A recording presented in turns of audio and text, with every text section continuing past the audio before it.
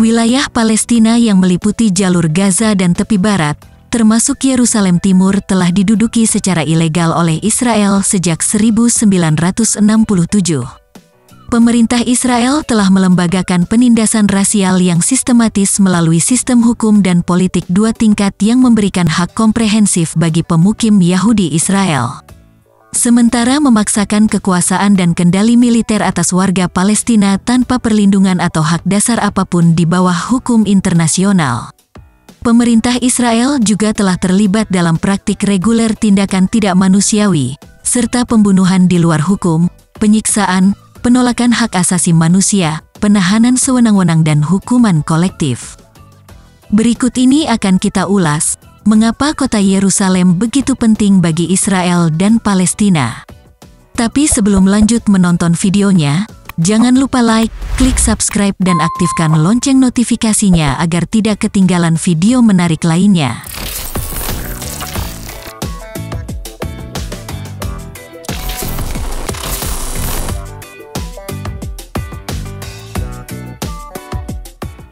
Tembok Ratapan. Tembok Ratapan juga disebut sebagai Kotel, Tembok Barat, atau Tembok Sulaiman, dan bagian bawahnya berasal dari sekitar abad pertama sebelum Masehi, terletak di kawasan tua Yerusalem Timur di Israel.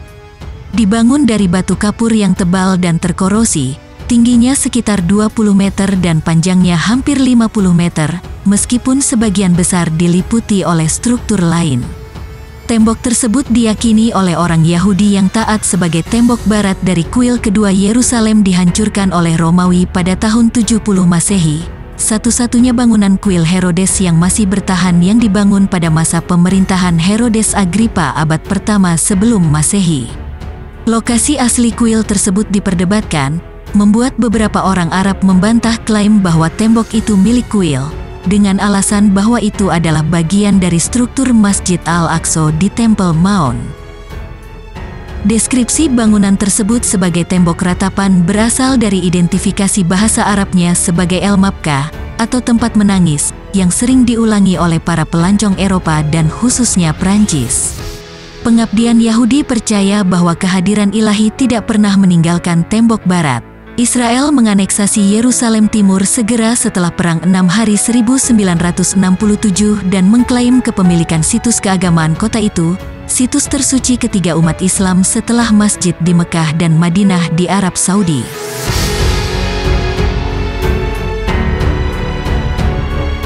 Masjid Al-Aqsa. Sebenarnya ada beberapa masjid di situs yang kita kenal sebagai Masjid Al-Aqsa.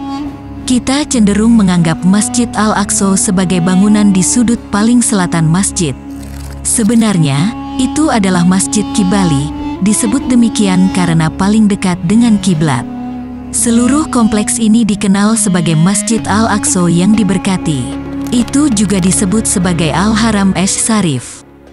Dome of the Rock dibangun oleh penguasa Umayyad Abdul Malik ibn Marwan. Awalnya terbuat dari kayu dengan penutup kuningan, timah atau keramik. Kubah ikonik yang kita semua tahu dibangun hampir 1000 tahun kemudian pada masa pemerintahan penguasa Ottoman, Sulaiman the Magnificent. Lapisan emas yang khas ditambahkan ke kubah bersama dengan ubin Ottoman ke fasad bangunan. Mendominasi cakrawala Yerusalem, Masjid Al-Aqsa adalah permata di mahkota kota tua yang bersejarah. Tetapi karena serbuan dan pembatasan Israel terhadap jamaah terus meningkat frekuensi dan intensitasnya, banyak warga Palestina khawatir mereka akan segera kehilangan tempat perlindungan mereka. Muslim juga percaya bahwa itu adalah situs di mana Nabi Muhammad memimpin sesama nabi dalam doa mengikuti perjalanan malam ajaib dari Mekah ke Yerusalem, yang dikenal sebagai Isra wal Miraj. Situs inilah yang kemudian dikenal sebagai Dome of the Rock. Pada tahun 1948, setelah Israel mendeklarasikan dirinya sebagai negara dan merebut 85% Yerusalem, bagian timur, termasuk kota tua, jatuh di bawah perwalian kerajaan Hashemite Yordania. Kemudian, setelah Perang Timur Tengah tahun 1967, yang disebut oleh Palestina sebagai Naksa, atau kemunduran, Israel menganeksasi Yerusalem Timur dan daerah sekitar Masjid Al-Aqsa.